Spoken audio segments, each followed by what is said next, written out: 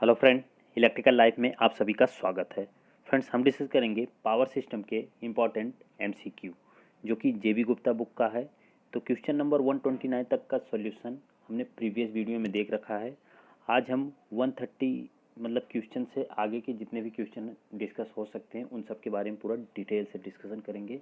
तो आज की जो वीडियो है इसमें हम ज़्यादातर हमारा जो मतलब मेन टॉपिक कवर हम करेंगे वो किसी ट्रांसमिशन लाइन में इंडक्टेंस को कैसे कैलकुलेट करेंगे, ये टॉपिक रहेगा आपका। और प्रॉक्सिमिटी इफेक्ट आपका होता क्या है, ठीक है। और जीएमडी कैसे कैलकुलेट करते हैं, जीएमआर क्या होता है, इन सब के बारे में पूरा इस वीडियो में पूरी डिस्कशन होगी। इन सब के बारे में हम जानेंगे, ठीक है। तो वीडियो को आप पूरा देखिए, आपको बहुत एडवांटेज मिलेगा इस वीडियो से, ठीक है।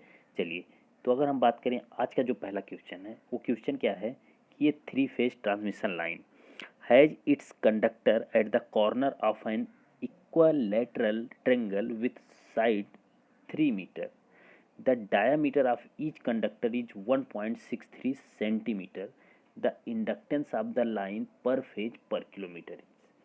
तो आपसे एक इक्वालेटरल ट्रेंगल बनाया है और कह रहा है कि जिसकी जो इक्वालेटरल साइड है वो कितनी है, 3 मीटर है।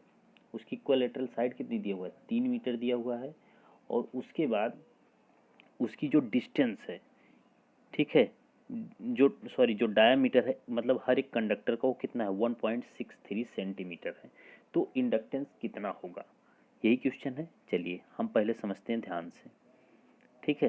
तो देखिए आप वीडियो में, आपको बहुत बेनिफिट होगा, ठीक है। चलिए, अगर हम बात करें ध्यान से, अगर हम समझें तो देखिए क्वेश्चन में कह रहा है कि एक आपके पास ट्रेंगल फॉर्म में बना, जैसे एक कंडक्टर ऐसे, फिर एक कंडक्टर ऐसे, फिर एक कंडक्टर ऐसे रखा हुआ है, तीनों एक इक्वालेटरल ट्रेंगल बना रहा है।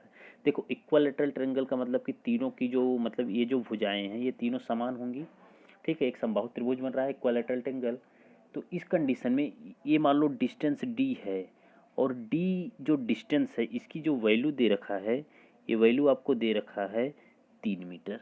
3 मीटर कितना दे रखा है, 3 मीटर दे रखा है। और ये जो कंडक्टर मान लेते हैं, ये आर कंडक्टर है, ये वाई कंडक्टर है और ये बी कंडक्टर। तो इनका डायामीटर जो दिया है वो डायामीटर आपको दे रखा है, ये आपको जो डायामीटर दे रखा है क्वेश्चन में डायामीटर जो दिया है 1.63 सेंटीमीटर दे रखा है। तो आपसे कह रहा है कि यल का मान बताओ, आपसे क्या कह रहा है, यल का मान बताओ। तो देखो कैसे कैलकुलेट करेंगे। जब भी इक्वालेटरल ट्रेंगल फॉर्म में आपको दिया हो और यल का मान पूछे तो यल का मान बहुत आसान होता है, फॉर्मूला आपको याद रखना है, बहुत इंपॉर्टेंट फॉर्मूला है। ये है 2 × 10⁻⁷ L N D by R dash. ये होता है हमारे पास नॉर्मल फार्मूला, ठीक है, जब हम A for a single phase wire के लिए निकालते हैं, ठीक है। लेकिन जब हमारे पास एक ट्रेंगल फॉर्म में बन जाए तो फिर हमारे पास जो यल निकल के आता है वो होता है 2 × 10⁻⁷ एल एन, ठीक है। ये मतलब अंडर रूट नहीं है, मतलब अंडर रूट 3 करडी रहेगी, उसके अंदर डी जो डिस्टेंस है बटे आर डैश हो जाता है, ठीक है, बटे आर डैश हो जाता है। ये होता है इंपॉर्टेंट फार्मूला जब हम ट्रेंगल के फॉर्म में आपको दिया हो ट्रांसमिशन लाइन, उसके लिए ये फार्मूला हम यूज करते हैं। फार्मूला आप ध्यान से देख लो, बहुत इंपॉर्टेंट है, ये फार्मूला याद रहे। अगर ये फार्मूला आपको याद है तो आपको ये पता है कि आर डैश बराबर कितना होता है। आर डैश जो होता है इसको हम बोलते हैं जी एम आर, ठीक है, जियोमेट्रिकल रेडियस। और ये जो जियोमेट्रिकल रेडियस होता है ये बेसिकली ACSR कंडक्टर पढ़ते हैं उसमें हम इसको यूज करते हैं। जब भी अगर हॉलो कंडक्टर की बात होगी तो आर डैश नहीं होगा। याद रखने वाली बात है कि हॉलो कंडक्टर में ये आर डैश नहीं होता है, वहाँ पे सिर्फ हम रेडियस को कैलकुलेट करते हैं। लेकिन जब हम ACSR कंडक्टर को पढ़ते हैं तो वहाँ पे हम लोग आर डैश को कैलकुलेट करते हैं, ठीक है। आर डैश के बारे में तब पढ़ते हैं, तो इंपॉर्टेंट रहे, हर एक चीज़ को आप जानते हैं। तो आर डैश बराबर आपको होता है 0.7788 आर। इम्पॉर्टेंट है ये भी, ये पॉइंट भी आपको याद रखना है कि आर डैश यानी जो सेल्फ GMR होता है, यानी ज्योमेट्रिकल रेडियस, जो ज्योमेट्रिकल मीन रेडियस जो होता है वो होता है आपका 0.7788 आर, ठीक है। इतना आपको पता है। उसके बाद देखिए, अब इसमें आपको ना कुछ करना नहीं है, इसमें आपको क्या रख देना है बस। अब देखो ये आर, अब आर जैसे मैंने ये देख लिया तो 0.7788 अब आर का मान कितना दिया है, आर का मान आपको दिया है 1.63 सेंटीमीटर, तो बस इसमें हम रख देंगे 1.63 सेंटीमीटर। ठीक है, यही तो हमें रखना है, क्लियर है ना। अच्छा एक चीज़ अब बताओ, ये जो दिया है आर, सबसे पहले ये जो दिया था ये रेडियस है, ये क्या है, ये रेडियस है, लेकिन आपको जो 1.63 दिया है ये क्या है, ये डायामीटर है। तो जब डायामीटर इतना है तो आर बराबर कितना हो जाता है, d/2 होता है, ये तो मैंने बताया है आपको। और आपको वैसे भी पता है कि रेडियस जो होता है वो डायामीटर का आधा होता है, ये तो पता है ना आपको कि रेडियस जब भी कैलकुलेट करते हैं तो डायामीटर का आधा होता है। तो उस हिसाब से यहाँ पे बटे 2 कर देंगे हम। क्यों किया, क्योंकि ये आपको डायामीटर दिया था, डायामीटर आपको नहीं, आपको रेडियस जानना है, रेडियस निकालेंगे तो r बराबर d/2 होगा, d का मान 1.63/2। इसको जैसे ही हम मतलब इसका मल्टीप्लाई करेंगे, 2 से डिवाइड करेंगे तो हमारे पास निकल के आएगा 0.6347 सेंटीमीटर। ये आपको क्या मिल गया, आर डैश मिल गया। ये क्या मिला आपको, आर डैश मिला। अब अगर हम बात करें, आर डैश आपको मिल गया, डिस्टेंस कितनी दी हुई कंडक्टर के बीच में, इस डी का मान आपको दिया है 3 मीटर। कितना दिया है, 3 मीटर। लेकिन ये सेंटीमीटर में है, ये मीटर में है, तो हम क्या करते हैं, इसको भी मीटर में, वो सेंटीमीटर में कन्वर्ट कर लेते हैं। तो 3, 1 मीटर में कितना सेंटीमीटर होता है आपको पता है, 100 सेंटीमीटर। तो बस 300 सेंटीमीटर ही हो जाएगा, 300 सेंटीमीटर। कोई दिक्कत, कोई दिक्कत नहीं है ना, कितना हो जाएगा, 300 सेंटीमीटर हो जाएगा बस। अब आपको क्या करना है, अब ध्यान से समझो, 300 सेंटीमीटर हो गया तो यल बराबर क्या होगा, 2 गुणे 10 के घात -7 LN। ये अब देखो, अच्छा चलो मैं पहले लिख लेता हूँ, 300 गुणे 300 गुणे 300, ये डी का मान आपको मिल गया है, बटे आर डैश आपको मिला 0.6347। अब देखो इसमें इम्पोर्टेंट क्या है, इसमें आपको समझने की बात क्या है कि ये जो 300 300 300 दिया है, इस 300 300 को बाहर भी कर सकते हो आप, क्योंकि ये घात पे 3 लगेगा और ये 300 3 बार है तो ये बाहर भी हो जाएगा। तो जब बाहर करेंगे तो यल बराबर आपको होगा 2 गुणे 10 घाते -7 LN, ये 300, ठीक है, 300 बटे 0.6347, ठीक है। बस इतना कैलकुलेट करेंगे, जैसे ही आप कैलकुलेट करोगे आपके पास आंसर निकल के आएगा 1.23 मिली हेनरी पर किलोमीटर, मिली हेनरी पर किलोमीटर। अब देखो आपको जो आंसर दिया वो मिली हेनरी पर किलोमीटर में दिया है, इसलिए पहले ही कैलकुलेट कर लिए हैं। अगर आपको मैंने इसके प्रीवियस वीडियो में ये भी बताया था कि 2 गुणे 10 घाते -7 है, ये मिली हेनरी पर किलोमीटर में होता है। लेकिन अगर आप इसको, सॉरी ये हेनरी पर मीटर में होता है, लेकिन इसको मिली हेनरी पर किलोमीटर में आपको लिखना है, तो आप डायरेक्ट 0.2 LN 300, ठीक है, ये 300 रहना चाहिए, ठीक है, 300 बटे 0.6347 ऐसे कर लेना, ठीक है, तब भी आपका निकल के कितना आएगा, इतना ही आएगा। तो कैलकुलेट आपको करना है ऐसे। लेकिन ये जानते हो इस क्वेश्चन में क्या है, ये क्वेश्चन बहुत नॉर्मल था, क्योंकि ये इक्विलैटरल ट्रायंगल दिया था आपको और उसके लिए फॉर्मूला आपका ये होता है। लेकिन अगर एक ट्रांसमिशन लाइन है और तीनों कंडक्टर जो हैं यानी RYB, यानी तीनों के तीनों फेज जो हैं एक दूसरे से टच हो रहे हैं, तीनों के तीनों फेज एक दूसरे से क्या हो रहे हैं, टच हो रहे हैं, तो फिर उसके लिए क्या फॉर्मूला होता है आपको ये बताना। जैसे जैसे मैं निकाल के बता रहा हूँ, जैसे एक कंडक्टर ये हो गया, एक कंडक्टर ये हो गया, एक कंडक्टर ये हो गया, ऐसे एक एक मतलब यहाँ से यहाँ तक टच कर रहा है, एक यहाँ से यहाँ तक टच कर रहा है। ये R फेज है, ये Y फेज है, ये B फेज है, ये मान लिया, और इनके बीच की जो डिस्टेंस है वो D दे रखा है, ठीक है। तो आपसे अगर पूछे कि फिर ऐसे कंडक्टर, जब तीनों कंडक्टर एक दूसरे से क्या हो रहे हैं, टच हो रहे हैं, इक्विलैटरल ट्रायंगल नहीं बन रहा है, यानी ये वाला फिगर इसमें नहीं अलाउ है, ये वाला फिगर ऐसे दिया है, तो इसके लिए आपको जब यल का मान कैलकुलेट करना हो तो कैसे कैलकुलेट करोगे, इंपॉर्टेंट है ये वाला पॉइंट, इंपॉर्टेंट है, क्योंकि ये तो बहुत नॉर्मल था, ये वाला नॉर्मल है।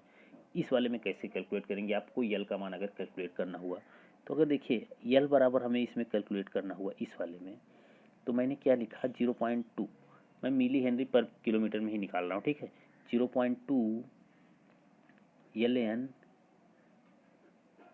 ये 3 होता है। अब देखिए हमेशा कैसे निकालते, यहाँ से यहाँ तक के बीच की डिस्टेंस D गुणे यहाँ से यहाँ तक के बीच की डिस्टेंस गुणे D, ठीक है, कितनी D है, फिर गुणे यहाँ से यहाँ, देखो तीनों फेज की डिस्टेंस, यानी पहले यहाँ से यहाँ तक की डिस्टेंस D है, फिर यहाँ से यहाँ तक की डिस्टेंस कितनी d है, फिर r से b के बीच की डिस्टेंस कितनी है d प्लस d, टोटल कितनी होगी 2d, कितनी होगी 2d। तो बस इसमें हम रखेंगे 2d, तो अपान r डैश, ये ऐसे कैलकुलेट किया जाएगा। तो याद रहे कंडक्टर किस पोजीशन से बना है, कैसे बना है, उस हिसाब से निकालना। अगर आप इस फिगर में देखें तो r से b के बीच, r से y के बीच की डिस्टेंस d, यहाँ से यहाँ तक की d, यहाँ से यहाँ तक, यानी हर एक के बीच में डिस्टेंस d है, इसलिए हम हर जगह d लिखे हैं। लेकिन इसमें जो है इसमें अलग है। ऐसा अगर ऐसा शेप आपको दिया हो या फिर ट्रांसमिशन लाइन में बोले कि एक दूसरे से टच हो रहे हैं और वो दोनों मतलब स्ट्रेट ऐसे हैं, इक्वालेटरल ट्रायंगल नहीं बन रहा है। इक्वालेटरल ट्रायंगल बनने का मतलब क्या है कि तीनों के बीच की डिस्टेंस क्या होगी, सेम होगी तीनों कंडक्टर्स की। बट अगर एक दूसरे से टच हो रहे हैं तो तीनों के बीच की डिस्टेंस जो होगी वो सेम नहीं होगी। जब सेम नहीं होगी तो इसका मतलब यहाँ से यहाँ डी है, यहाँ से यहाँ डी है, लेकिन यहाँ से यहाँ जो है वो 2d है, यहाँ से यहाँ क्या है 2d है। तो उसके लिए जब यल कैलकुलेट करेंगे, मतलब कैलकुलेशन करेंगे यल का इंडक्टेंस का, तो आपकी जो वैल्यू निकल के आएगी ना वो ए निकल के आएगी। क्लियर है? तो ये चीज़ बताना था। चलिए, तो कैसे कैलकुलेट हुआ आपको पता चला। तो इस क्वेश्चन के लिए जो आपका आंसर निकला था, ठीक है, इस क्वेश्चन के लिए जो आपका आंसर निकला है वो आंसर आपका आया है आंसर नंबर ए, यानी 1.232 मिली हेनरी पर किलोमीटर। ऐसे निकाल सकते हैं, पर किलोमीटर में ही पूछा। अच्छा देखो, ध्यान से ये भी समझना कि क्वेश्चन भी ध्यान से पढ़ लिया करो कि यहाँ पे पर किलोमीटर में ही निकालने के लिए बोला है, पर किलोमीटर में ही निकालने के लिए बोला है। क्लियर है इतनी चीज़? चलिए अगला क्वेश्चन अब देखते हैं। अगला क्वेश्चन देखिए क्या कह रहा है कि the conductors of A 10 kilometre long single phase 2 wire line, single phase 2 wire line are separated by a distance of 1.5 meter. The diameter of each conductor is 1 centimeter. If the conductor of copper, the inductance of the circuit is. तो इसमें हमें ये नहीं पता कि copper का है किसका, इसका हमें नहीं पता है। ठीक है, क्या पूछा है कि सिंगल फेज 2 वायर का है। इसके लिए आपका यल मतलब यल का मान कितना होता है, ये इंपॉर्टेंट है।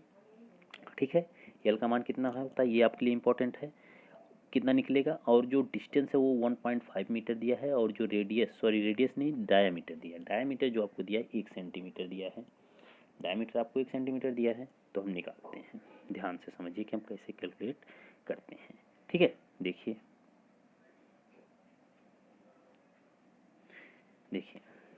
अगर हम बात करें, जब भी देखिए सिंगल फेज 2 वायर सर्किट दिया हो तो इसका मतलब क्या होता है, इसका मतलब होता है कि एक वायर है जिसमें आप करंट दे रहे हो और एक वायर है जिसमें करंट आएगी। तो ये होता है आपका प्रॉपर मिला के सिंगल फेज 2 वायर सर्किट। इसको हम कहते हैं सिंगल फेज 2 वायर सर्किट। अगर सिर्फ सिंगल वायर के लिए पूछता है तो फिर इंडक्टेंस कितना होता है ये इंपॉर्टेंट है। एक सिंगल वायर मतलब सिंगल फेज 2 वायर के लिए पूछ रहा है तो फिर क्या होता है इंडक्टेंस। तो इसके लिए जो यल का मान निकालते हैं, इसके लिए ये होता है 0.4 LN d/r dash millihenry पर किलोमीटर, मिली हेनरी पर किलोमीटर। और जब इसके लिए निकालते हैं इस वाले फिगर के लिए यल बराबर, तो ये होता है 0.2 LN d/r dash millihenry पर किलोमीटर। तो ये होता है इसके लिए कि 0.2 LN d/r dash millihenry पर किलोमीटर, ये इसके लिए होता है। ठीक है, तो आपको सिंगल फेज 2 वायर दिया है तो इसके लिए हम कैलकुलेट कर लेते हैं। तो देखिए 0.4 LN, डी डिस्टेंस कितनी दी हुई है दोनों कंडक्टर के बीच में, डिस्टेंस आपको दिया है 1.5 मीटर, तो डी का मान आपको मिला है 1.5 मीटर। आर डैश बराबर होता क्या है, आर डैश बराबर होता है 0.778 आर। और अगेन बता रहा हूँ कि ये ACSR के लिए होता है, अगर हॉलो कंडक्टर होता तो आर डैश नहीं होता, सिर्फ आर होता। ठीक है, तो जब भी आपको क्वेश्चन में हॉलो मतलब शो नहीं किया गया हो तो आप हमेशा ये मान के चलना कि आपका कंडक्टर कौन सा है, ACSR कंडक्टर है। जब आपको क्वेश्चन में बोला जाए कि हॉलो कंडक्टर है तब आप यहाँ पे आर डैश मत रखना, तब आप सिर्फ आर रखना। ठीक है, तो ACSR कंडक्टर आपको हर क्वेश्चन में लेना है जब आपको क्वेश्चन में दिया ना हो। ठीक है, तो 0.778 आर होता है, तो 0.7788 आर, आर का मतलब क्या, रेडियस। और रेडियस आपको रेडियस बराबर होता है d/2 यानी डायमीटर का आधा, और डायमीटर आपको 1 दिया है, रेडियस आपका ये, तो ये हो जाएगा 0.5 सेंटीमीटर। तो आपका रेडियस कितना मिलेगा 0.5 सेंटीमीटर। ठीक है, आपको रेडियस इतना मिल गया तो इसको मल्टीप्लाई कर देंगे 0.5। तो जैसे इसको मल्टीप्लाई करेंगे ना तो आपका कुछ ना कुछ तो निकल के आएगा ही, ऐसा तो नहीं कि निकल के आएगा, निकल के आएगा ना। तो ये निकल के आएगा 0.3894 सेंटीमीटर। तो डिस्टेंस आपकी कितनी है, वो 1.5 मीटर। इसको आप चाहो तो मीटर में बदलना, इसको सेंटीमीटर में हम बदल देते हैं। 1.5 मीटर है तो 100 से गुणा कर देंगे तो ये हो जाएगा 150 सेंटीमीटर। हम इसको सेंटीमीटर में कन्वर्ट कर देते हैं। ठीक है, देखो इसका कोई मीनिंग नहीं है, ये बस इसलिए हम कर रहे हैं कि जैसे डी का मान सेंटीमीटर में है तो आर डैश का भी मान सेंटीमीटर, दोनों कैंसिल हो जाएगा। ठीक है, अगर ये मीटर में है तो इसको भी मीटर में कर लेते हैं, कोई वो दिक्कत नहीं है, आपका आंसर वही आना है। लेकिन जो आपको आसान लगे वही आप चेंज करो तो ज़्यादा सही रहेगा। अब देखो इसमें क्या है कि 1.5 मीटर है तो इसको मल्टीप्लाई सेंटीमीटर तो फिर बटे करना होगा, मतलब इसको मीटर में बदलेंगे तो बटे 100 से भाग देना पड़ेगा। जब 100 से भाग देंगे तो ये 0.003894 निकलेगा, जो कि ज़्यादा छोटा नंबर निकल जाएगा। फिर इसको डिवाइड करने में आपको ज़्यादा दिक्कत होएगी, कैलकुलेटर में ज़्यादा दिक्कत होती है। ठीक है, तो इसलिए हम इसको सेंटीमीटर में कर लेते हैं, ये भी सेंटीमीटर में कर लेते हैं, थोड़ा आसानी से आप कर सकते हो। ठीक है, तो जैसे इसको आप फिर यल कैलकुलेट करोगे ना, यल बराबर 0.4 सॉरी इसके लिए निकाल रहे हैं ना, 0.4 यल एन डी का मान 150 बटे 0.3894। ठीक है, जैसे इसको कैलकुलेट करेंगे ना, कैलकुलेट करेंगे तो आपका आंसर आएगा 2.38 मिली हेनरी पर किलोमीटर, 2 मिली हेनरी पर किलोमीटर। तो आपका इंडक्टेंस यल का मान कितना आ गया, 2.38 मिली हेनरी पर किलोमीटर, ये आपका आ गया। अब देखिए इतना तो आपका निकल के आ गया कि 2.38 मिली हेनरी पर किलोमीटर, ये आ गया आपका इंडक्टेंस। अब देखते हैं हम हमारा इंडक्टेंस कितना होगा। अब देखिए क्या कह रहा है कि the conductor of A 10 kilometre long, लेकिन क्वेश्चन में क्या बोल दिया है कि कंडक्टर कितना है, 10 किलोमीटर लॉन्ग है, 10 किलोमीटर लॉन्ग है। अब देखिए अगर हम बात करें कि कंडक्टर आपका 10 किलोमीटर लॉन्ग है, 10 किलोमीटर लॉन्ग है, तो हमारा जो यल निकला वो पर किलोमीटर के लिए कितना निकला, पर किलोमीटर के लिए हमारे पास निकला 2.38, 2.38। तो 10 किलोमीटर के लिए कितना होगा, 10 से मल्टीप्लाई कर देंगे, तो मल्टीप्लाई करेंगे तो 23.8 किलोमीटर निकलेगा। मतलब हर 10 किलोमीटर के बाद कितना होगा, 23.8 millihenry. Millihenry 10 kilometre के लिए निकालनी है तो 10/10 किलोमीटर हट जाएगा, तो ये कितना हो जाएगा, ये हो जाएगा 23.8 मिली हेनरी, जो कि ऑप्शन नंबर सी में आपको दिया हुआ है। तो ऑप्शन नंबर सी इसका करेक्ट आंसर हो जाएगा। ठीक है, चलिए अगला क्वेश्चन देखते हैं। अगला क्वेश्चन क्या है, इसको थोड़ा छोटा कर देते हैं। देखिए अगला क्वेश्चन क्या है, हाँ देखिए थ्योरेटिकल क्वेश्चन है, इसको थोड़ा ध्यान से समझिए कि the inductance of A power transmission line increase with. तो इंडक्टेंस एक पावर ट्रांसमिशन लाइन के लिए इंक्रीज होगा किसके संग।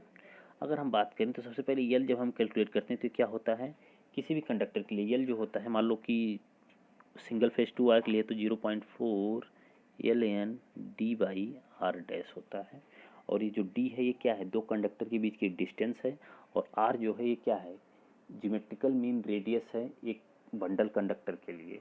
और इसका जो ये आर डैश बराबर फिर हो जाता है 0.7788 आर। ये जो होता है ये आर डैश ये बंडल कंडक्टर के लिए होता है। ठीक है, तो ये डिस्टेंस है। तो इसमें पूछा क्या question, the inductance of power transmission line increase with, किसके संग इंक्रीज होगा, क्या हम इंक्रीज कर दें कि हमारा यल इंक्रीज होगा। तो आपको सीधा सीधा दिख रहा है कि यल जो है वो डायरेक्टली प्रोपोर्शनल है कंडक्टर के बीच की डिस्टेंस के, कंडक्टर के बीच की डिस्टेंस के। इसका मतलब अगर हम दो कंडक्टर के बीच की डिस्टेंस को इंक्रीज करेंगे तो हमारा यल इंक्रीज होगा, हमारा यल क्या होगा, इंक्रीज होगा। तो इसका मतलब है कि decrease in line length, line length पे नहीं हमारा कोई है। Increase in diameter of conductor, अगर डायामीटर हम कंडक्टर का इंक्रीज कर रहे हैं, सॉरी अगर डायामीटर इंक्रीज करेंगे तो रेडियस इंक्रीज होगा, रेडियस इंक्रीज करेंगे तो जीएमआर इंक्रीज होगा, जीएमआर इंक्रीज होगा। अगर ये इंक्रीज होगा तो इसका मतलब है कि यल हमारा डिक्रीज होगा। तो ये जो होगा ऑप्शन नंबर ई गलत हो जाएगा। ठीक है, increase in spacing between the phase conductor, phase conductor के बीच की स्पेसिंग को हमें इंक्रीज करना पड़ेगा। स्पेसिंग का मतलब क्या है कि उनके बीच की डिस्टेंस को इंक्रीज करना पड़ेगा। अब इनके बीच की हम डिस्टेंस को कर रहे हैं इंक्रीज, तो इसका मतलब है यल जो होगा क्या होगा, इंक्रीज होगा। तो ऑप्शन नंबर सी जो होगा इस क्वेश्चन का करेक्ट आंसर होगा, क्या कि increase in spacing between the phase conductors. तो option number C correct answer हो जाएगा। क्लियर है इतनी चीज़। चलिए हम देखते हैं फिर नेक्स्ट क्वेश्चन को। नेक्स्ट क्या है, the inductance of a transmission line is minimum when.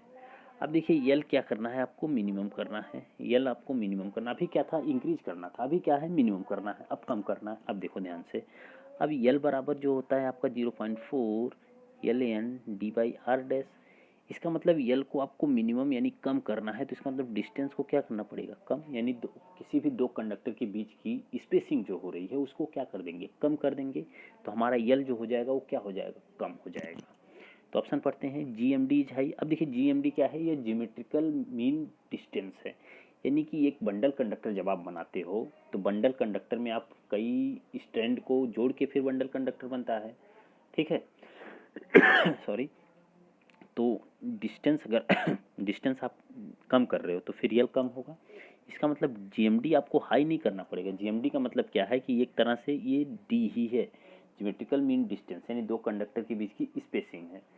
तो ये अगर हाई करेंगे तो हमारा यल हाई हो जाएगा, तो ये ऑप्शन आपका गलत है।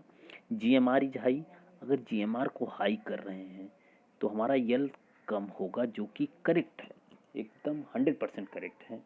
तो ऑप्शन नंबर बी तो आपको करेक्ट दिख रहा है। लेकिन और पढ़ते हैं, both G M D and G M R R high.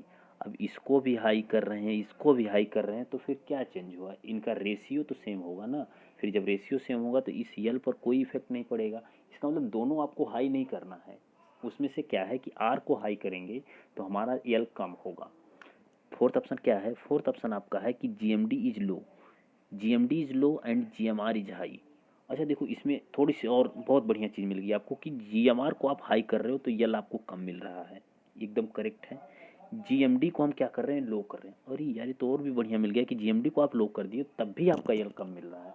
तो फिर करेक्ट आंसर होगा कौन, क्या बी होगा क्या डी होगा, तो सिंपल सा है कि डी होगा, क्योंकि आपको दोनों इन्वॉल्व कर दिया और दोनों ने एकदम एकदम करेक्ट बैठ रहा फॉर्मूले के हिसाब से कि यल आपको कम करना है तो डिस्टेंस यानी जी एम डी यानी दो कंडक्टर के बीच की जो स्पेसिंग है यानी जियोमेट्रिकल मीन डिस्टेंस उसको करना पड़ेगा कम, और ये कम होगा तो यल आपका कम होगा। और आर डैश मतलब कि geometrical mean radius, that's mean जो रेडियस है, अगर रेडियस आप कम कर दो दैट्स मीन डायामीटर कंडक्टर का कम कर दो तो ज़्यादा होगा इंडक्टेंस। लेकिन डायामीटर अगर आप कंडक्टर का इंक्रीज करो, डायामीटर अगर कंडक्टर का इंक्रीज करो तो इसका मतलब है कि डायामीटर कंडक्टर का इंक्रीज करने का मीनिंग क्या हो गया, मेन कि डायमीटर इंक्रीज करने का मतलब कि रेडियस इंक्रीज होना, रेडियस इंक्रीज होना का मतलब जीएमआर यानी जियोमेट्रिकल मीन रेडियस इंक्रीज होना, जियोमेट्रिकल मीन रेडियस इंक्रीज होने का मीनिंग क्या है कि आपका फिर यल डिक्रीज हो जाएगा। तो ऑप्शन नंबर डी जो है ना एकदम करेक्ट है, ऑप्शन नंबर डी जो है एकदम करेक्ट आंसर होगा। क्लियर है इतनी चीज़। चलिए अब हम देखते हैं इसके बाद नेक्स्ट क्वेश्चन में क्या दिया है। हाँ, नेक्स्ट है, for a given conductor the value of G M R is. तो फॉर ए गिवन कंडक्टर यानी कोई कंडक्टर आपको दिया गया है तो उसके लिए जो वैल्यू यानी जी एम आर का मतलब क्या मैंने बताया कि जियोमेट्रिकल मीन रेडियस, जिसको हम आर डैश से लिखते हैं और आर डैश बराबर होता है 0.7788 आर, ये होता है हमारा। तो जी एम आर जो हमारा है ये क्या है, larger for capacitance calculation, larger for inductance calculation, same for both capacitance and inductance calculation. तो देखिए, अब देखिए इसमें अगर हम बात करें तो जो जब हम मतलब कि जब भी हम कैपेसिटेंस का कैलकुलेशन करते हैं तो वहाँ पे आप देखोगे ना कि जो आपका आर डैश निकल के आता है वो आर के बराबर आता है, वो किसके बराबर आता है, आर के बराबर आता है। लेकिन जब आप इंडक्टेंस कैलकुलेट करते हो तो आर डैश जो निकल के आता है 0.7788 आर, ये निकल के आता है। ठीक है, इंपॉर्टेंट है, बहुत ध्यान से देख लेना कि ये होता है कैपेसिटेंस के केस में और ये होता है हमारा यल के केस में। तो कैपेसिटेंस के केस में आर डैश बराबर आर हो रहा है और जो इंडक्टेंस कैलकुलेट कर रहे हैं तो आर डैश बराबर 0.778 आर, यानी ये तो कम हो जा रहा है। इसका मतलब है यल में जो हम रेडियस निकाल रहे हैं यानी जी एम आर निकाल रहे हैं वो यल में कम हो रहा है। और कैपेसिटेंस के केस में ये जो आर डैश है ये क्या हो रहा है, ज़्यादा हो रहा है। कैपेसिटेंस के केस में आर डैश जो है वो क्या हो रहा है, ज़्यादा। तो इसका मतलब कि जब भी हम कैपेसिटेंस को कैलकुलेट करते हैं तो हमारा आर डैश क्या होता है, कम होता है, ओ सॉरी ज़्यादा होता है। आर डैश क्या होता है, ज़्यादा होता है कैपेसिटेंस के केस में। और यल में आर डैश यानी जी एम आर क्या होता है, लो होता है। बहुत इंपॉर्टेंट पॉइंट है, इसको नोट करके लिख लेना कि आर डैश यानी GMR जो होता है कैपेसिटेंस के कैलकुलेशन के लिए लार्जर होता है यानी अधिक होता है, और जब इंडक्टेंस का कैलकुलेट करते हैं तो उसके लिए क्या होता है, लो होता है। बहुत ही इम्पोर्टेंट चीज़ है, इसको याद रखना है आपको, ठीक है ना, एकदम कंफर्म है, कोई डाउट नहीं है, ठीक है। चलिए अब देखते हैं हम अगला क्वेश्चन। अब देखिए अगला क्वेश्चन क्या है, the self GMD of a conductor with 3 strand each of radius R and touching each other. देखो इसमें क्या बोला, टचिंग ईच अदर, तीनों एक दूसरे से क्या कर रहे हैं, टच कर रहे हैं, तीनों के तीनों एक दूसरे से क्या कर रहे हैं, टच कर रहे हैं। क्लियर है इतनी चीज़। अब देखो अगर हम बात करें कि the self GMD of conductor, तो आपको क्या कैलकुलेट करना है, GMD कैलकुलेट करना है with 3 strand each radius R and touching each other is, और सबका रेडियस आर दिया है और तीनों के तीनों एक दूसरे से क्या कर रहे हैं, टच कर रहे हैं, तीनों के तीनों एक दूसरे से क्या कर रहे हैं, टच कर रहे हैं। अब हम देखते हैं, चलो इसको कैसे कैलकुलेट करेंगे, तो हम देखें, इसको स्टार्ट करते हैं हम। सबसे पहले तो कितना है, 3 फेज है, 3 वायर है, 3, ठीक है। देखिए सॉरी जो बड़ा कर रहे हैं, कैलकुलेट करते हैं हम। देखिए अगर हम बात करें तो ध्यान से समझना आप, जब भी हम 3 फेज के लिए सेल्फ GMD कैलकुलेट करते हैं, सेल्फ GMD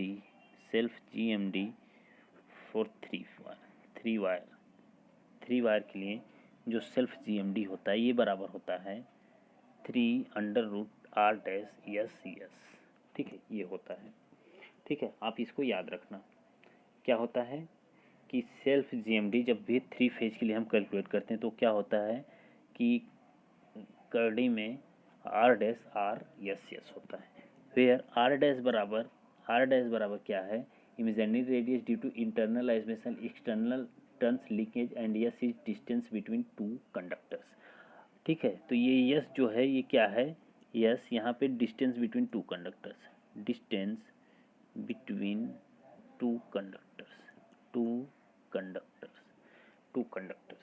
अब देखिए क्या है इसका मीनिंग, फिर बोल रहा है कि तीनों एक दूसरे से क्या हो रहे हैं, टच हो रहे हैं, तीनों के तीनों एक दूसरे से क्या हो रहे हैं, टच हो रहे हैं, यानी एक पॉइंट है यहाँ पे, एक ऐसे टच हो रहा है, एक ऐसे टच हो रहा है, एक ऐसे टच हो रहा है, ठीक है, एक ऐसे टच हो रहा है। इसका मतलब अगर 3 कंडक्टर एक दूसरे के पास यहाँ पे हैं और इनका रेडियस आर है, लेकिन तीनों एक दूसरे से जब टच होंगे तो इनका रेडियस क्या होगा, इंक्रीज होगा, इनका रेडियस क्या होगा, जैसे 2 कंडक्टर के बीच का रेडियस कितना होगा, 2r, फिर इन यहाँ से यानी ये कंडक्टर और ये कंडक्टर के बीच का रेडियस कितना होगा, 2r होगा। ध्यान समझना मैं क्या बोला, कि यहाँ से यहाँ तक के बीच का डिस्टेंस कितना होगा, यानी 2 कंडक्टर है तो दोनों का रेडियस जुड़ेगा तो 2r होगा, फिर एक कंडक्टर ये है, एक कंडक्टर ये है, इनके दोनों के बीच का रेडियस कितना होगा, 2r होगा। क्लियर है, यानी जो d है वो कितना बराबर हो जाएगा, 2r के, डिस्टेंस किसके बराबर हो जाएगा, 2r के बराबर हो जाएगा। कोई डाउट नहीं है, एकदम कंफर्म रखना इस चीज़ को, ठीक है। तो फिर सेल्फ GMD यानी d निकालेंगे हम, तो d बराबर की पावर 3 हो जाएगा, तो R डैश बराबर होता है 0.7788 R का मतलब d, ये जो यस है ये क्या है, d है, यानी यस बराबर 2r है, तो इसको हम 2r रख देते हैं, ये हो जाएगा 2r। क्लियर है, कोई डाउट नहीं है ना, देख लो एकदम कंफर्म चीज़ें लेके चल रहा हूँ। फिर बराबर 0.7788 R घात पे 1/3 कर दो, घात पे कितना कर देंगे 1/3, अच्छा सॉरी ये R है ना, ये 3R, ये हो जाएगा 2, हमारा क्या हो जाएगा, इसको हम कर लेते हैं बाहर, इसे हम क्या कर लेते हैं, अच्छा सॉरी थोड़ा सा कैलकुलेशन में मिस्टेक हो गई, देखना इसमें से R जो है 3 बार है, R कितनी बार है देखना, 1R 2R 3R, तो R हो जाएगा बाहर, कोष्टक में 0.7788 R 2 की पावर 1/3, 2 की पावर 1/3, ठीक है। तो फिर इम्पॉर्टेंट है, इस पॉइंट को आप याद रखिएगा, सेल्फ GMD जब भी हम 3 वायर के लिए कैलकुलेट करते हैं तो ये क्या होता है, आप इसको जैसे कि डिस्टेंस के फॉर्म में तो अंडर रूट ऐसे 3 यहाँ रहेगा, पावर के 3, तो R डैश D ऐसे लिख सकते हो, ठीक है। डिस्टेंस मान लो कि जो बुक में आपको दिया रहता है ज़्यादातर R डैश SS, यानी ये SS जो है डिस्टेंस है बिटवीन 2 कंडक्टर्स, 2 कंडक्टर के बीच का डिस्टेंस है, तो आप जिस तरीके से चाहो याद कर सकते हो। और उसके बाद आप इसको जब कैलकुलेट करोगे तो डिस्टेंस जब भी, अब देखो क्वेश्चन में बोला है कि जो कंडक्टर है एक दूसरे से अटैच हो रहा है, तो जब ऐसे कंडक्टर को हम टच करेंगे तो यहाँ से यहाँ तक का जो रेडियस होगा वो 2r होगा और यहाँ से यहाँ तक का रेडियस 2r होगा। तो इसलिए मैंने डी की जगह पे 2r रख दिया। 2r रखने के बाद आपका करेक्ट ऐसे निकालेंगे, कैलकुलेट कर लेना, आपका इतना निकल के आ जाएगा। ठीक है, तो अच्छा सॉरी यहाँ पे 2 गुणे 2 2 बार रहेगा, ठीक है ना, क्योंकि ये 2 है ये 2 है, ठीक है, 2 बार रहेगा।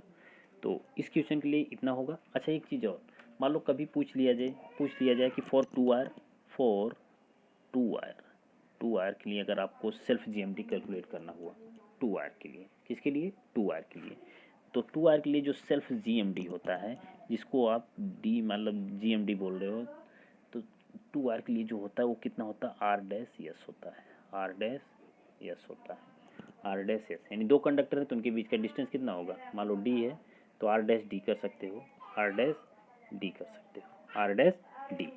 ठीक है, अगर और हम बात करें अगर 4 वायर के लिए मान लो पूछ लिया, 4 वायर के लिए मान लो अगर पूछ लिया, तो 4 वायर के लिए अगर आप निकालोगे डी, तो 4 वायर के लिए डी निकालेंगे तो ये होगा पावर 4।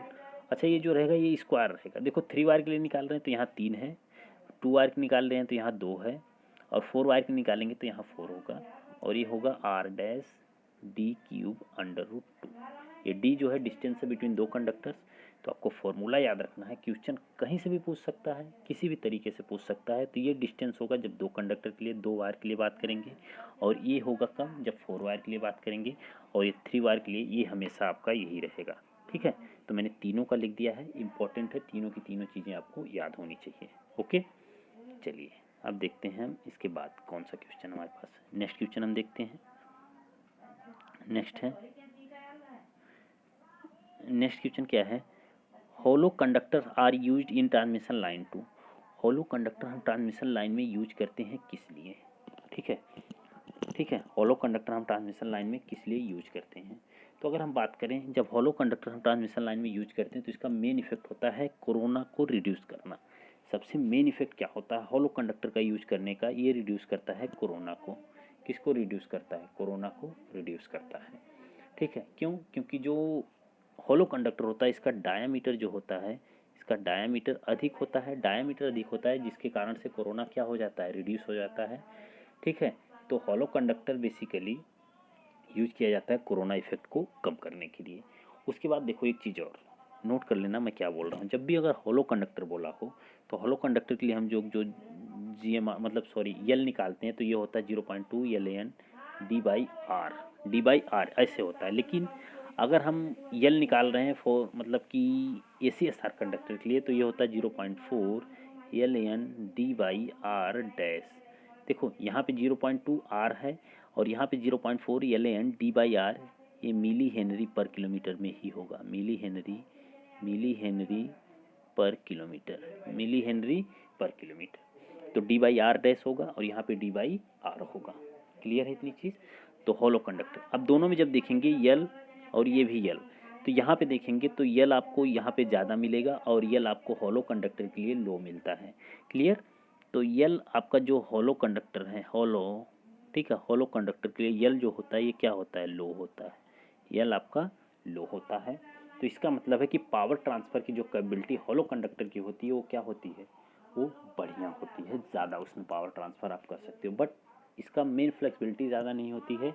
और अगर हम बात करें तो ये जो यूज किया जाता है, ये जो किया जाता है ये शॉर्ट लेंथ के लिए किया जाता है।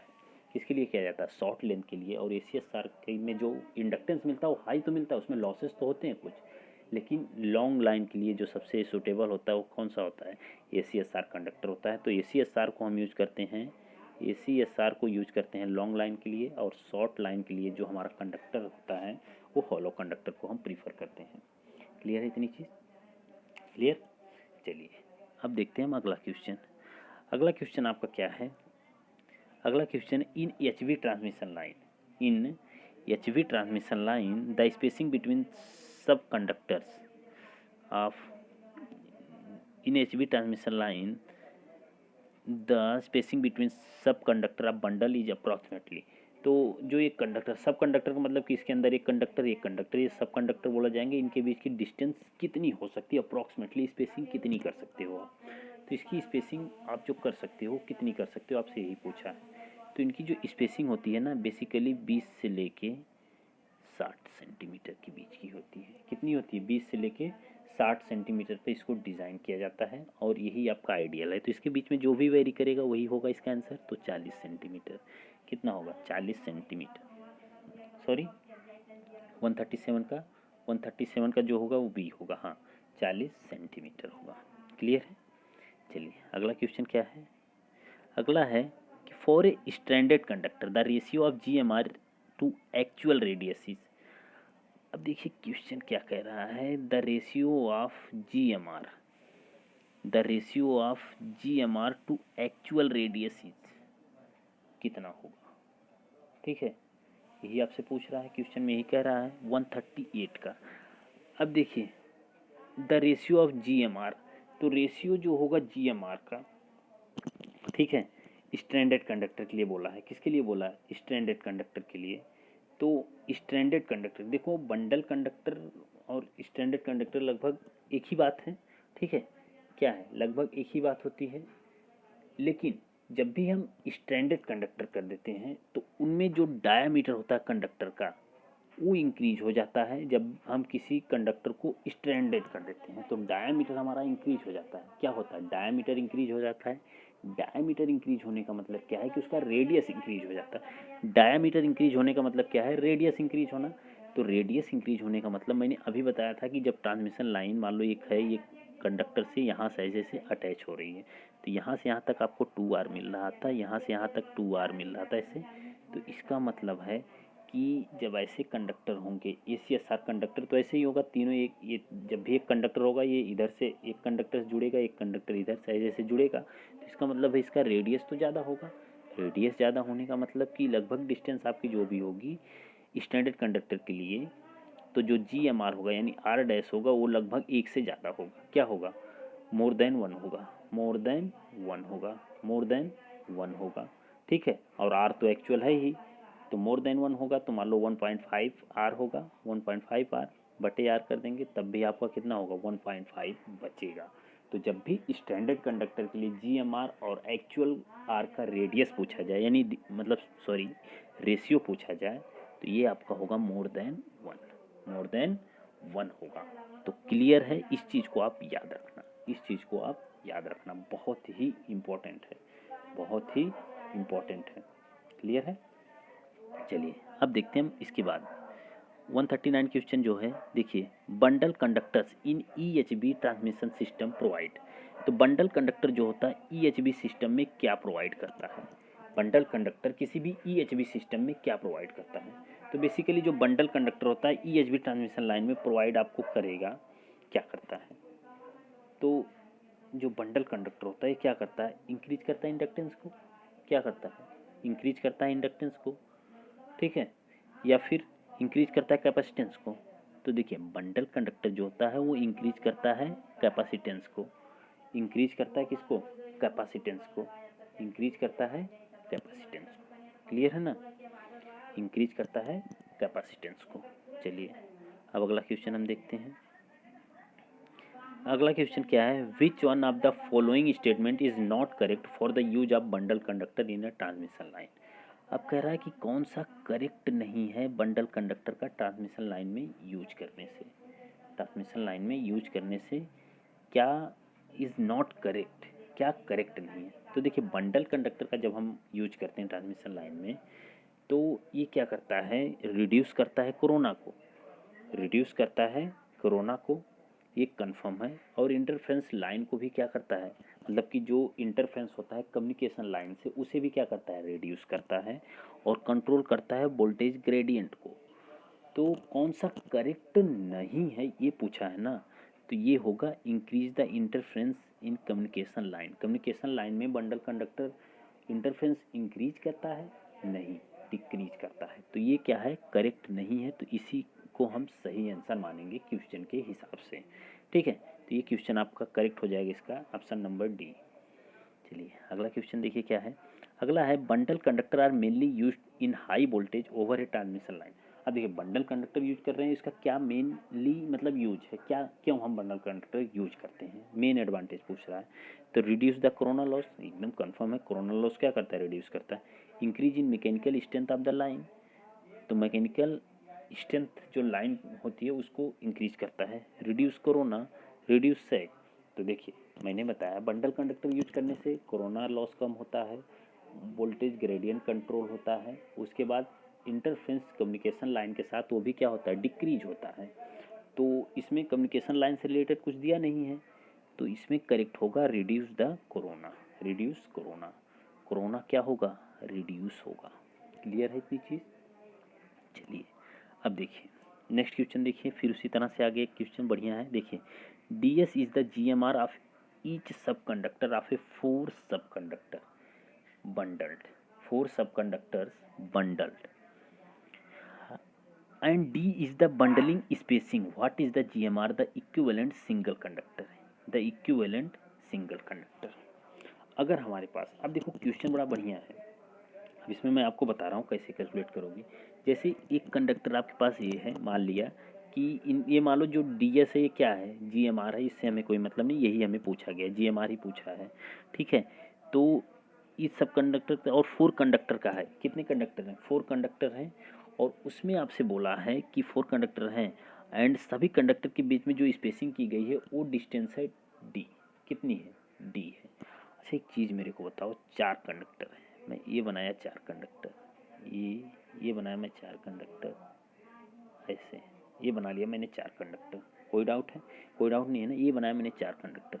अब ये मान लो सबके बीच की डिस्टेंस कितनी है, ये D है, ये D है, ये D है और ये D है, ये D है, इतना ही तो है। लेकिन आप समझो जब 4 कंडक्टर के लिए आप निकाले हो तो D क्या होता है, देखो मैं फिर से बता रहा हूँ आपको, तो हम निकालते कैसे हैं, जब भी हम निकालते हैं तो GMR कैलकुलेट करने के लिए, GMR कैलकुलेट करने के लिए कैसे निकालते हैं, ये पावर 4 कंडक्टर है तो 4 रहेगा, क्या होगा GMR यानी R डैश ऐसे कर सकते हो, या फिर DS लिख दो क्योंकि यहाँ पे DS दिया हुआ है, ठीक है। चलो मैं इसको ऐसे थोड़ा सा इस पर बताता हूँ, आप ध्यान से समझिए, ठीक है। देखिए जैसे एक कंडक्टर आपके सामने मैं देख रहा हूँ, देखिए एक कंडक्टर, एक कंडक्टर, एक कंडक्टर, एक कंडक्टर, 4 कंडक्टर ऐसे हैं आपके, ठीक है, 4 कंडक्टर हैं, सबके बीच की जो डिस्टेंस है वो D दिया हुआ है, सबके बीच की डिस्टेंस D दिया हुआ है। क्लियर है इतनी चीज़। और आपसे DS यानी कि सेल्फ मतलब कि GMR आपसे पूछ रहा है, तो GMR कैलकुलेट करने के लिए अंडर रूट, ये 4 कंडक्टर तो 4 होगा, ये DS यानी कि GMR D गुड़े D ऐसे करेंगे, ऐसे करते हैं, लेकिन ये जो D गुड़े ये 3 बार जो रहता है वो 3 के लिए ऐसे रखते हैं, लेकिन यहाँ पे ऐसा कोई बन नहीं रहा है। अगर ऐसा नहीं बन रहा है तो इसका हम बिगड़ यहाँ पे लेते हैं, ठीक है। तो ये वैल्यू आप निकाल सकते हो, ये वैल्यू कितनी होगी, ठीक है, ये वैल्यू अगर आप निकालोगे D स्क्वायर का तो ये होगा कितना हो जाएगा, ये हो जाएगा अंडर रूट टू डी निकाल लेंगे ना पाइथागोरस प्रमेय से, ये अंडर रूट 2D हो जाएगा। तो अब इसका मीनिंग ख़त्म हो गया, इसकी मीनिंग ख़त्म हो गई, तो ये अंडर रूट 2D हो गया।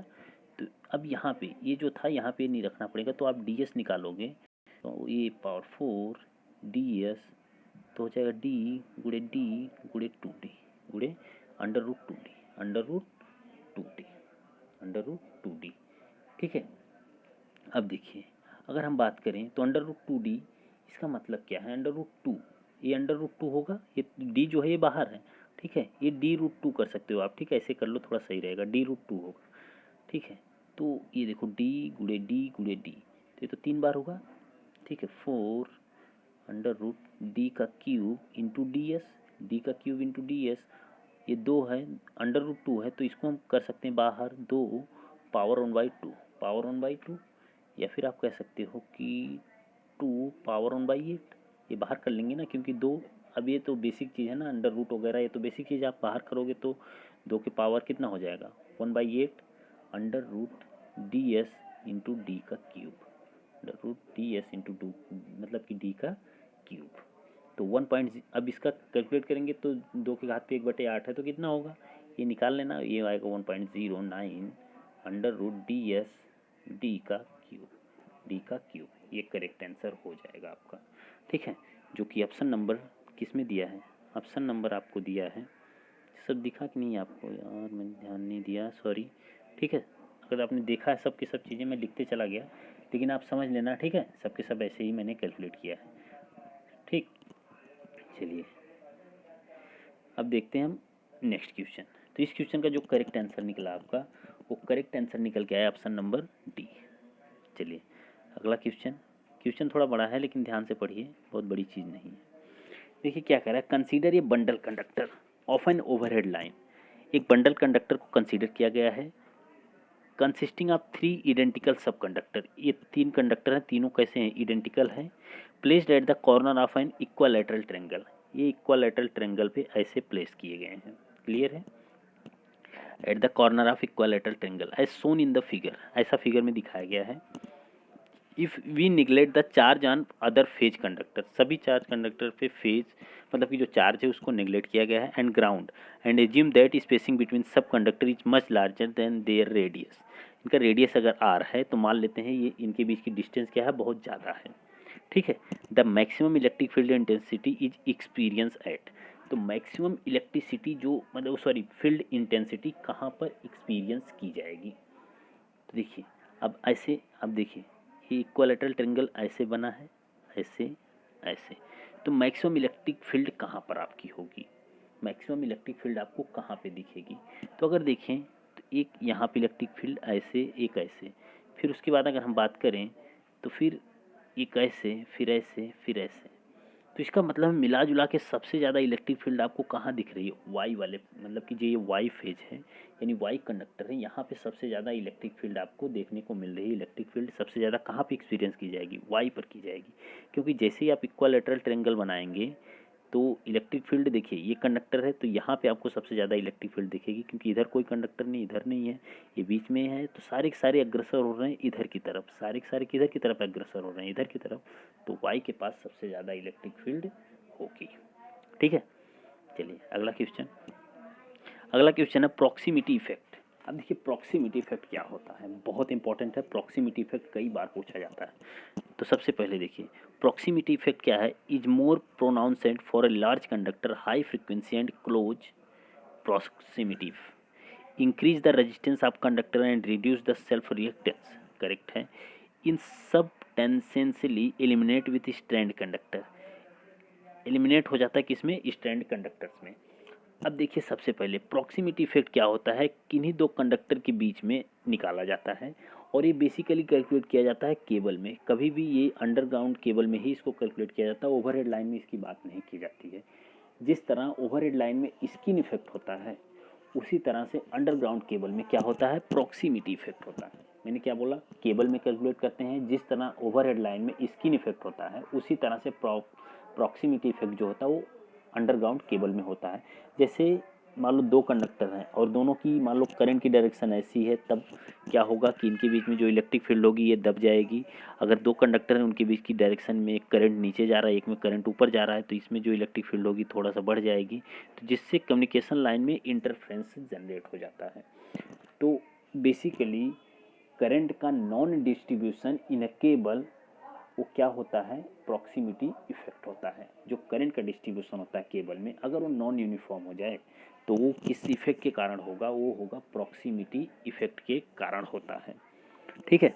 तो प्रॉक्सिमिटी इफेक्ट किस में होगा, केबल में होगा। जिस तरह से स्किन इफेक्ट में करंट का डिस्ट्रीब्यूशन नॉन यूनिफॉर्म होता है, सिर्फ सरफेस से फ्लो होता है, उसी तरह से केबल में भी ऐसा होता है, और उस इफेक्ट को हम कहते हैं प्रॉक्सिमिटी इफेक्ट, ठीक है। अब देखिए तो proximity effect is more pronounced for a large conductor, large conductor के लिए ज़्यादा होता है, and high frequency and close proximity effect, and close proximity. उसके बाद इंक्रीज द रेजिस्टेंस, तो प्रॉक्सिमिटी इफेक्ट के कारण क्या होता है, जो मतलब रेजिस्टेंस होता है वो क्या हो जाता है, इंक्रीज हो जाता है, एंड रिड्यूस होता है क्या, सेल्फ रिएक्टेंस, सेल्फ रिएक्टेंस क्या होता है, रिड्यूस हो जाता है, सेल्फ रिएक्टेंस क्या होता है, रिड्यूस हो जाता है। उसके बाद अगर हम बात करें is substantially eliminate with strand conductor, अगर हम कंडक्टर कैसा यूज करें, स्ट्रैंड कंडक्टर यूज करें, तो हमारा प्रॉक्सिमिटी इफेक्ट के ऊपर कोई थोड़ा सा दबाव पड़ेगा, यानी वो थोड़ा मिनिमाइज होगा, वो थोड़ा क्या होगा, मिनिमाइज होगा। तो इस क्वेश्चन का जो करेक्ट आंसर होगा option number D correct answer होगा, ऑप्शन नंबर डी करेक्ट हो जाएगा, करेक्ट हो जाएगा, ठीक है। चलिए इसके बाद अगर हम बात करें 145 नंबर क्वेश्चन, देखिए क्या कह रहा है, following effect are associated with transmission line. यानी कौन सा इफेक्ट ट्रांसमिशन लाइन के लिए एसोसिएट किया जाता है। स्किन इफेक्ट होता है, कोरोना इफेक्ट होता है, प्रॉक्सिमिटी इफेक्ट होता है। देखो ट्रांसमिशन लाइन बोला, ट्रांसमिशन लाइन में आपका अंडरग्राउंड केबल भी आता है और ओवरहेड लाइन आता है, दोनों आता है। ठीक है, ट्रांसमिशन लाइन में आपका दोनों आता है। ठीक है, तो ट्रांसमिशन लाइन में जो इफेक्टिव रेजिस्टेंस होता है कंडक्टर का इज इंक्रीज बाई, तो इफेक्टिव रेजिस्टेंस इंक्रीज हो जाता है किसके किसके कारण से, तो ये होता है किसके कारण से, स्किन इफेक्ट से भी होता है, कोरोना इफेक्ट से भी होता है और प्रॉक्सिमिटी इफेक्ट से भी होता है। तो स्किन इफेक्ट और प्रॉक्सिमिटी इफेक्ट दोनों के दोनों क्या होते हैं, इंक्रीज होते हैं। इन दोनों का कारण होता है कोरोना इफेक्ट से कोरोना लॉस बढ़ जाता है। कोरोना लॉस बढ़ने का मतलब कि पावर लॉस बढ़ना, पावर लॉस बढ़ने का मतलब क्या है कि उस पार्टिकुलर कंडक्टर में रेजिस्टेंस का इंक्रीज होना। तो इसका मतलब है कि ये तीनों के तीनों इफेक्ट के कारण रेजिस्टेंस इंक्रीज होता है, तीनों के कारण रेजिस्टेंस इंक्रीज होता है। ठीक है, चलिए नेक्स्ट क्वेश्चन देखते हैं। नेक्स्ट क्या है, capacitance in equivalent circuit of a transmission line is due to, तो capacitance in equivalent circuit of a transmission line is due to current in the line, difference in potential of line, leakage of current, presence of magnetic flux. तो देखिए capacitance जो मतलब कि inductance मतलब sorry transmission line में आता है, जो कैपेसिटेंस ट्रांसमिशन लाइन में आता है बेसिकली किसके कारण होता है, तो इलेक्ट्रिक पोटेंशियल के कारण, यानी different in potential line, difference in potential line, जिसके कारण से यहाँ पे कैपेसिटेंस का इफेक्ट आता है। जो पोटेंशियल डिफरेंस होता है ट्रांसमिशन लाइन में, उसी के कारण आपका क्या आता है, उसी के कारण आपका आता है कैपेसिटेंस का इफेक्ट। ठीक है, जिससे हम ट्रांसमिशन लाइन में कैपेसिटेंस को कैलकुलेट करते हैं, क्योंकि आपको पता है कैपेसिटेंस बराबर क्या होता है, C बराबर Q/V। तो ये जहाँ पे पोटेंशियल होगा वहाँ पे क्या होगा, कैपेसिटेंस आएगा, वहाँ पे कैपेसिटेंस आएगा। क्लियर है ना। चलिए अगला क्वेश्चन, अगला है कि if the separation between the three phase of a transmission line is increased then, तो ट्रांसमिशन लाइन में अगर आपको इंक्रीज करना है, देखिए क्या, if the separation between three phase of transmission line in increase, separation का मतलब क्या कि किन्हीं तीन फेज कंडक्टर में डिस्टेंस को इंक्रीज कर दिया, उनके बीच की दूरी को हमने क्या कर दिया, इंक्रीज कर दिया, तो क्या होगा, the inductance will increase and capacitance will remain unchanged. Both the inductance and capacitance will increase. The inductance will increase and the capacitance will decrease. And the inductance will decrease and capacitance will increase.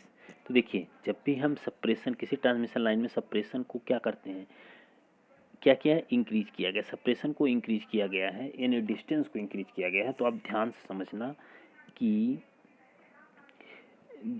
कि जो C होता है, C जो होता है वो epsilon A बटे D होता है। तो D आपने किया इंक्रीज, तो C क्या हो जाएगा, डिक्रीज, तो कैपेसिटेंस तो डिक्रीज होगा। और अगर हम बात करें L की, तो L बराबर होता है 0.4 Ln D/R डैश। तो D अगर आप इंक्रीज करोगे तो इंडक्टेंस भी क्या होगा, इंक्रीज होगा। इसका मतलब है कैपेसिटेंस क्या होगा, डिक्रीज होगा, और L क्या होगा, इंक्रीज होगा, जब भी हम किन्हीं कंडक्टर के बीच में स्पेसिंग को इंक्रीज करेंगे। तो स्पेसिंग इंक्रीज करने का मतलब क्या है, यल का इंक्रीज होना, और स्पेसिंग का इंक्रीज होने का मतलब क्या है, कैपेसिटेंस का डिक्रीज होना। तो इस क्वेश्चन का करेक्ट आंसर होगा option number D, the inductance will decrease, sorry ये नहीं होगा, ये गलत है, ऑप्शन नंबर सी होगा, the inductance will increase and the capacitance will decrease, inductance will increase and capacitance will decrease.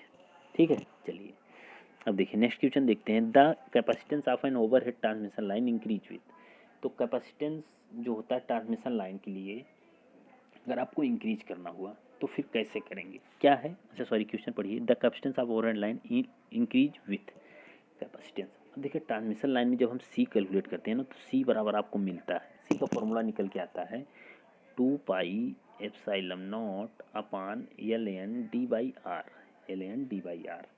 ठीक है, ये होता है फॉर्मूला, एक्चुअल फॉर्मूला, जिससे आप ये भी बता सकते हो कि अगर स्पेसिंग कंडक्टर की इंक्रीज कर रहे हो तो कैपेसिटेंस क्या होगा, डिक्रीज होगा। ये तो पहले जान जाओ, लेकिन आपको इंक्रीज करना है, क्या करना है, इंक्रीज करना है, तो इसका मतलब है कि D को आपको क्या करना पड़ेगा, डिक्रीज करना पड़ेगा, R को आपको क्या करना पड़ेगा, इंक्रीज करना पड़ेगा। इसका मतलब है कि D क्या है, सेल्फ GMD है, सेल्फ GMD आपको क्या करना पड़ेगा, कम करना पड़ेगा, तब कैपेसिटेंस क्या होगा, ज़्यादा होगा। R डैश का मतलब क्या है कि GMR आपको क्या करना पड़ेगा, ज़्यादा करना पड़ेगा, क्योंकि ये देखो ये पहले बटे फिर ये दूसरी बार भी बटे, तो इसका मतलब ये ऊपर चला जाएगा, तो जब ऊपर चला जाएगा तो ये Ln D/R/D कर सकते हो आप, इसको R/D कर सकते हो। क्लियर है ना? तो ये हो सकता है आपका। तो R आपको इंक्रीज करना पड़ेगा, C को इंक्रीज करने के लिए D आपको क्या करना पड़ेगा, डिक्रीज करना पड़ेगा इसको करने के लिए। ठीक है, तो इस क्वेश्चन का करेक्ट आंसर जो होगा वो क्या होगा, increase in mutual geometrical mean distance. तो ज्योमेट्रिकल मीन डिस्टेंस क्या करना पड़ेगा हमें, क्या इंक्रीज करना पड़ेगा, क्या इंक्रीज करेंगे तो होगा, नहीं ये तो गलत है। उसके बाद increase in height of conductor above ground. अगर हाइट ऑफ कंडक्टर, ठीक है, अगर हाइट ऑफ कंडक्टर हम क्या करते हैं, इंक्रीज कर रहे हैं, तो देखो जैसे ये ग्राउंड है, ये मान लेते हैं ये ग्राउंड आपका है और टावर की हाइट पहले इतनी थी, फिर टावर की हाइट इतनी हो गई, तो इसका मतलब पहले डिस्टेंस D1 ये था, ये क्या हो गई, डिस्टेंस D2 हो गई। तो इसका मतलब D2 क्या है, D2 आपकी ज़्यादा है, D1 कम है। तो इसका मतलब C बराबर होता है एप्सिलॉन A बटे D। तो D आपका ज़्यादा होगा तो C क्या हो जाएगा, कम हो जाएगा। इसका मतलब अगर ग्राउंड से टावर की हाइट भी आप इंक्रीज कर रहे हो तब भी आपका क्या होगा, कैपेसिटेंस कम हो जाएगा। ध्यान से सुनना, ग्राउंड से टावर की हाइट ज़्यादा कर रहे हो तब भी आपका कैपेसिटेंस कम होगा। और ट्रांसमिशन लाइन में कंडक्टर के बीच की spacing, that's mean increase in mutual geometrical mean distance, that's mean D, spacing between conductor भी इंक्रीज कर रहे हो तब भी कैपेसिटेंस क्या होगा, कम होगा। तो यहाँ पे क्या कर रहा है, इंक्रीज करने के लिए कह रहा है। तो यहाँ पे ये दोनों के दोनों क्या हैं, ये फॉल्स हैं, ये गलत हैं, ये दोनों के दोनों क्या हैं, गलत हैं। तो ऑप्शन नंबर बी करेक्ट होगा, बोथ 1 और 2 आर फॉल्स। अगर यहाँ पे आपको क्या करना है, डिक्रीज करने का मतलब कि यहाँ डिक्रीज होना चाहिए, यहाँ भी क्या होना चाहिए, डिक्रीज होना चाहिए, तब जाके आपका करेक्ट होता, बोथ 1 और 2 आर ट्रू। ठीक है, तो बहुत इंपॉर्टेंट क्वेश्चन है, बहुत बेसिक चीज़ है, बहुत बेसिक से है। अगर इसकी नॉलेज आपको अगर अच्छे से हो जाती तो बहुत ही बढ़िया बात है। ठीक है, चलिए अब देखते हैं अगला क्वेश्चन। अगला क्वेश्चन क्या कह रहा है, 149 नंबर का जो क्वेश्चन है। अब देखिए क्या कह रहा है ये क्वेश्चन कह रहा है, the horizontal placed conductor of a single phase line operating at 50 hertz are having outside diameter of 1.6 centimetre and the spacing between centre of conductor is 6 metre. The permittivity of free space is 8.854 into 10 to power minus 12 farad per metre. The capacitance to ground per kilometre of each line each. अब देखिए क्या कह रहा है, ध्यान से समझिए और ध्यान से सुनिए मैं क्या बोल रहा हूँ। क्या आपको सी पता है कैसे कैलकुलेट करते हैं, चलो मैं इस पे करता हूँ। ठीक है, थोड़ा ध्यान से देखना, चलो क्वेश्चन भी देखते रहें तभी तो समझेंगे क्या कह रहा है क्वेश्चन में। ठीक है, देखिए अब इसमें हम करते हैं। तो सी बराबर आपको क्या पता है, सी बराबर आपका होता है 2 पाई एप्सिलॉन नॉट बटे ln d by r dash, ये तो होता है हमारा फॉर्मूला। अब देखिए क्या कह रहा है क्वेश्चन में कि जो मतलब कि 50 हर्ट्ज आपकी फ्रीक्वेंसी दिया है और डायामीटर जो कंडक्टर का 1.6 मीटर है and spacing between conductor 6 metre है एंड परमिटिविटी जो है फ्री स्पेस की जो एप्सिलॉन नॉट का मान दिया है वो 8.85 into 10 to power minus 12 farad per metre में दिया है, फैरड पर मीटर में। The capacitance to ground per, the capacitance, देखिए क्या कह रहा है, the capacitance sorry the capacitance to ground per kilometre of each line. अब पर किलोमीटर में बोला है लेकिन ये सिर्फ पर मीटर में दिया है। पर किलोमीटर में करने के लिए यहाँ पे अगर हम किलोमीटर करेंगे तो यहाँ पे हमें 1000 से मल्टीप्लाई करना पड़ेगा। क्लियर है ना इतनी चीज़।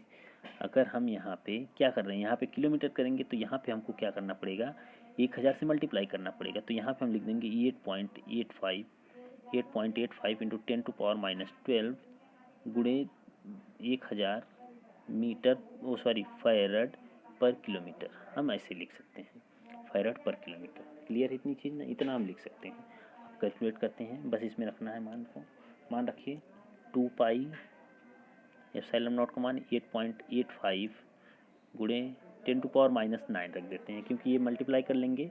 ठीक है, ये मल्टीप्लाई कर लेंगे तो 10 टू पावर माइनस 9 हो जाएगा, कोई डाउट नहीं है ना। बटे बटे ln डी का मान कितना है, डिस्टेंस कितनी दिया कंडक्टर के बीच में, डी का मान दिया 6 मीटर, 6 मीटर दिया है। और अच्छा 6 मीटर दिया है और आर का मान कितना दिया, आर का मान आर डैश का मान आपको निकालना है तो ये होता है 0.7788 आर। लेकिन कैपेसिटेंस कैलकुलेट कर रहे हैं तो ध्यान देना, कैपेसिटेंस कैलकुलेट करने के लिए आर डैश बराबर आर ही होता है, आर डैश बराबर आर होता है। तो आर का मान आपको दिया है 1.6/2, क्योंकि डायमीटर दिया है 1.6, तो आर का मान 1.6/2 हो जाएगा, 1.6/2। ये किस में है, ये है सेंटीमीटर में। सेंटीमीटर में है तो मल्टीप्लाई ये मीटर में बदलेंगे, तो मीटर में बदलने के लिए 10⁻² हो जाएगा। 10⁻² का मतलब क्या है कि 0.016 हो जाएगा, बटे 2 डिवाइड करेंगे 0.008 हो जाएगा, 0.008। ठीक है, तो यही निकल के आएगा ना। आर का मान कितना होगा, 1.6 मीटर में कन्वर्ट कर लिया, क्योंकि ये 6 मीटर दिया है तो इसको मीटर में कन्वर्ट कर लेते हैं। तो 10⁻² बटे 2 डिवाइड करेंगे तो आपके पास कितना आ जाएगा, 0.008 आ जाएगा। ठीक है, तो बस यहाँ पे 0.008 ये रख दिए। इसको कैलकुलेट कर लेंगे। जैसे ही इसको कैलकुलेट करेंगे हमारी वैल्यू आ जाएगी 8.4 गुणे 10⁻⁹ farad per metre, farad per metre, farad पर किलोमीटर होगी, फैरड पर किलोमीटर।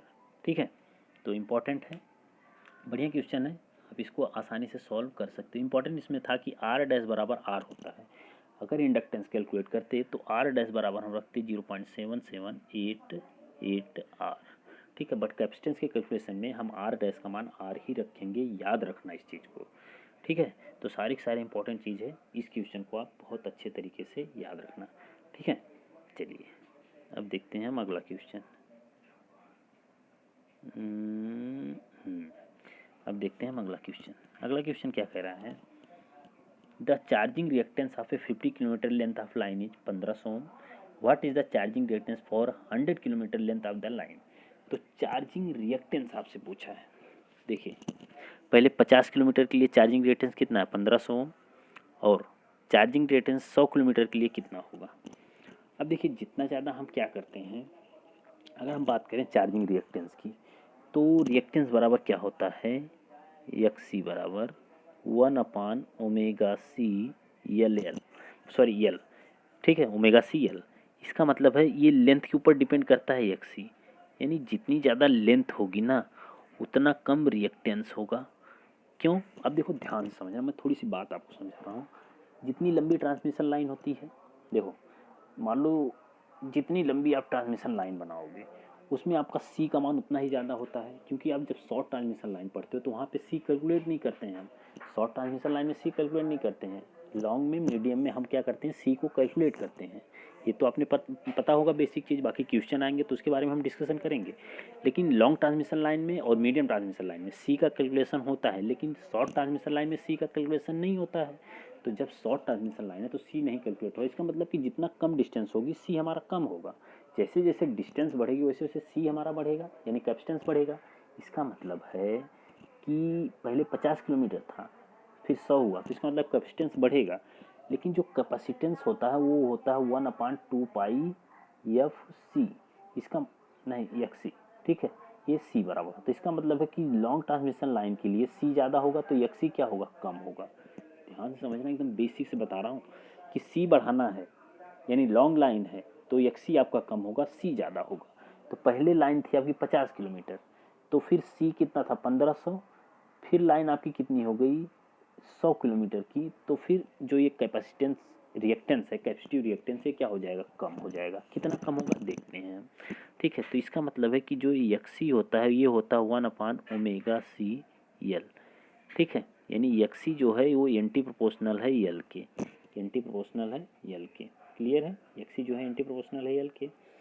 तो देखिए, ये मान लेते हैं XC1 है, ये 1/L1 है।